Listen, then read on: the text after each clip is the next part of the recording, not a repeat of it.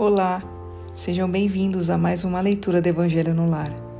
Eu sou Camila Sanches, a sua corretora de lares.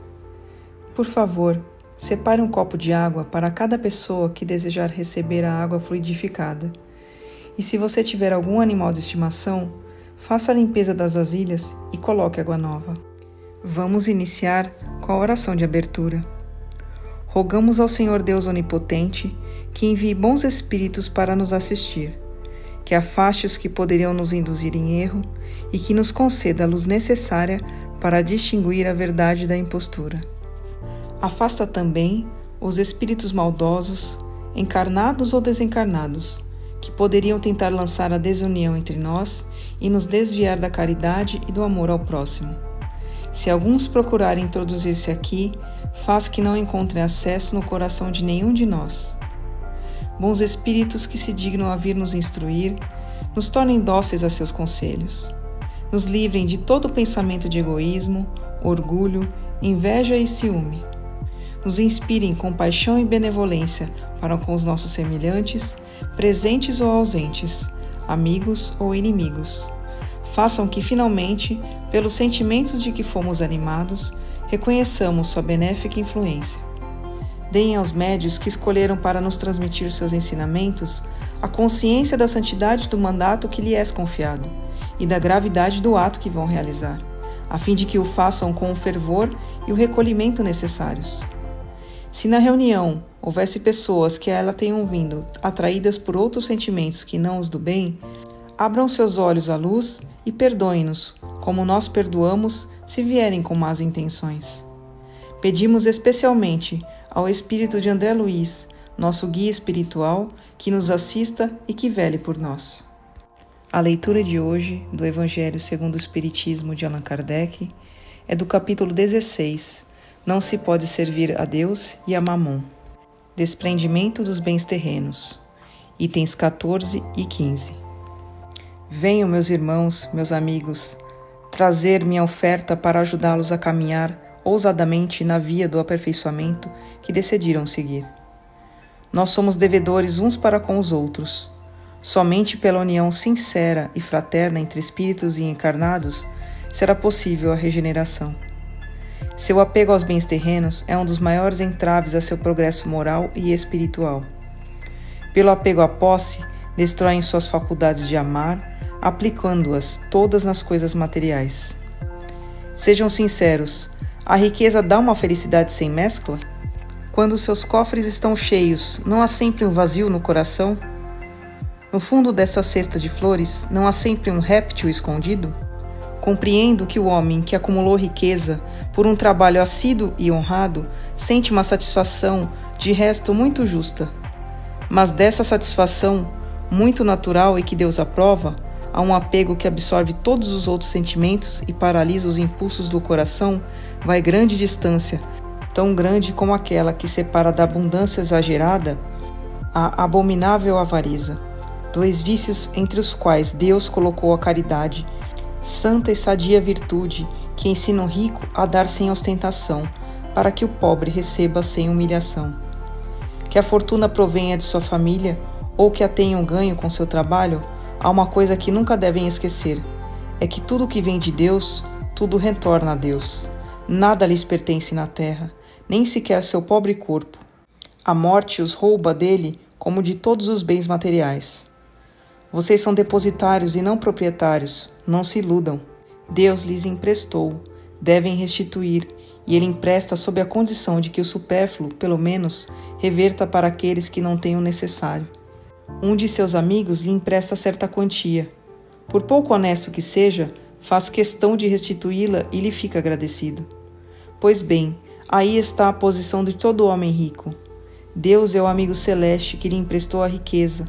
Não pede para ele senão o amor e o reconhecimento do rico, mas exige que, por sua vez, o rico dê aos pobres, que são seus filhos como ele. Os bens que Deus lhes confiou promovem em seus corações uma ardente e desvairada cobiça. Já pensaram quando se deixam apegar sem moderação a uma riqueza perecível e passageira que um dia terão de prestar contas ao Senhor daquilo que veio dele? Esquecem que pela riqueza estão revestidos do caráter sagrado de ministros da caridade na terra, para serem dispensadores inteligentes dela? Que são, portanto, quando usam somente em seu proveito o que lhes foi confiado, se não depositários infiéis? Que decorre desse esquecimento voluntário de seus deveres?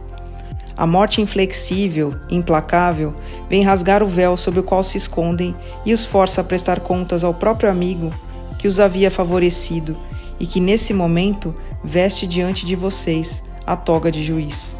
Em vão procuram se iludir na terra, colorindo com o nome de virtude o que muitas vezes não passa de egoísmo. Em vão denominam economia e previdência o que não passa de cobiça e avareza, ou generosidade o que é apenas humanitarismo em seu proveito. Um pai de família, por exemplo, se abstém de praticar a caridade, economizará, amontoará ouro e mais ouro, e isso, diz ele, para deixar aos filhos a maior soma possível de bens e evitar que caiam na miséria. É muito justo e paternal, concordo, se não se pode recriminá-lo, mas será sempre esse o único móvel que o guia?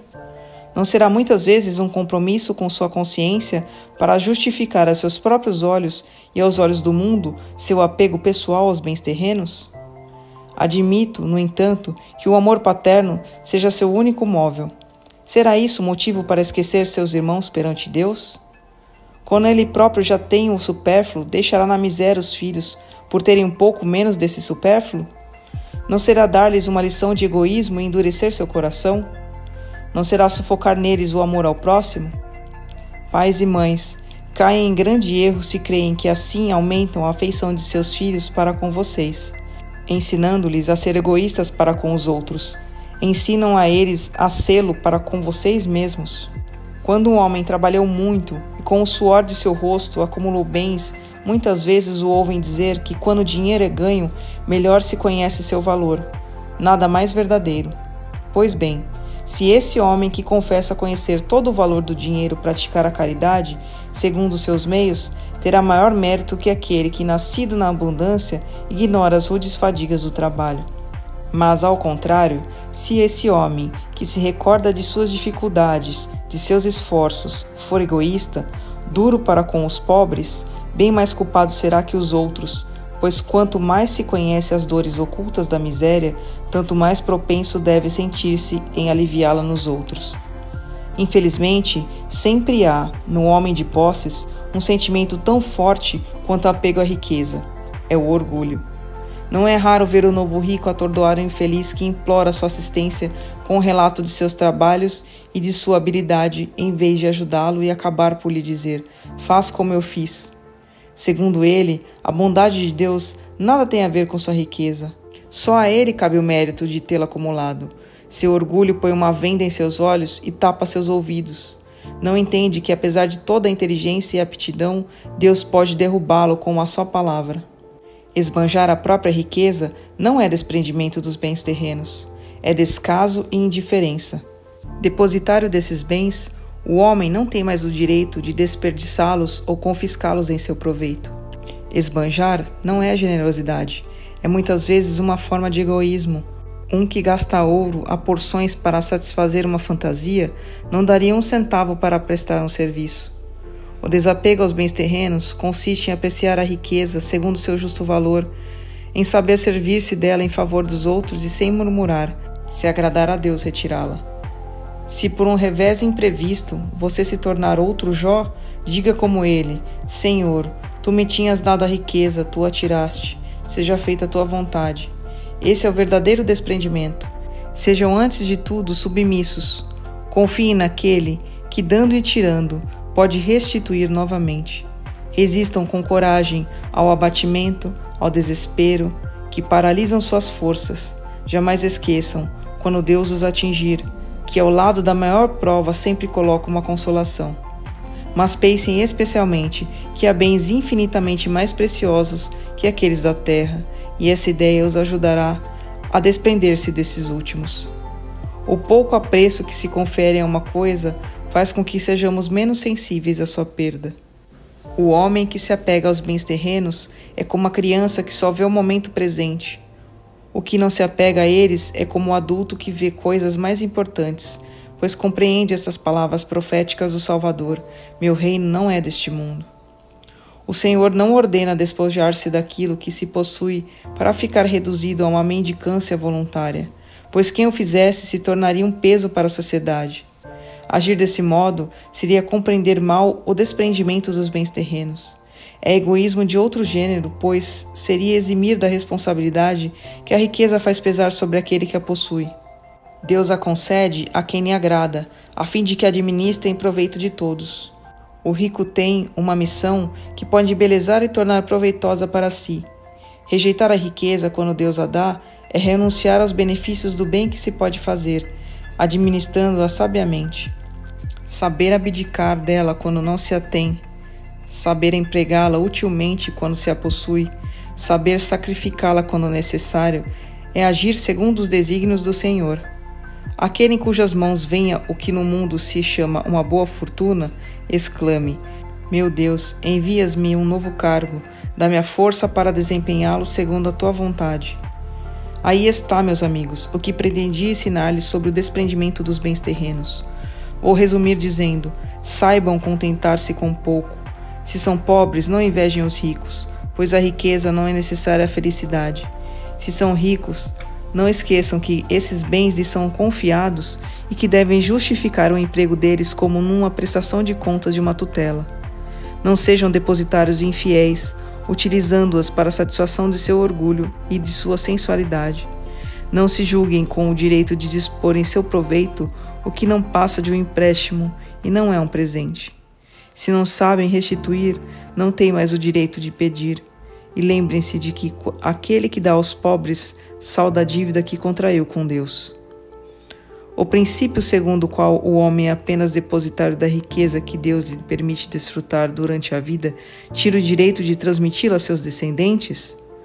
O homem pode perfeitamente transmitir após a morte aquilo que desfrutou durante a vida, porque o efeito desse direito está sempre subordinado à vontade de Deus, que pode, quando quiser, impedir seus descendentes de desfrutar dos bens legados.